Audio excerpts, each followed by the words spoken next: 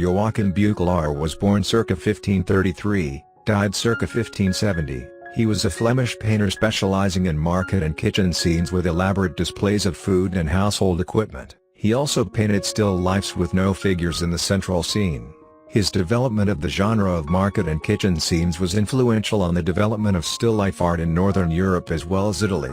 Both Aertsen and Beuckelaer gradually developed images that detached the world of produce from the religious content of their earlier hybrid images. These later works depict either kitchens or markets and the persons associated with those activities, more often women than men. The later paintings by Beuckelaer show a greater profusion of foodstuffs in the market scenes, together with a more prominent foregrounding of female peasants immersed within these sales items.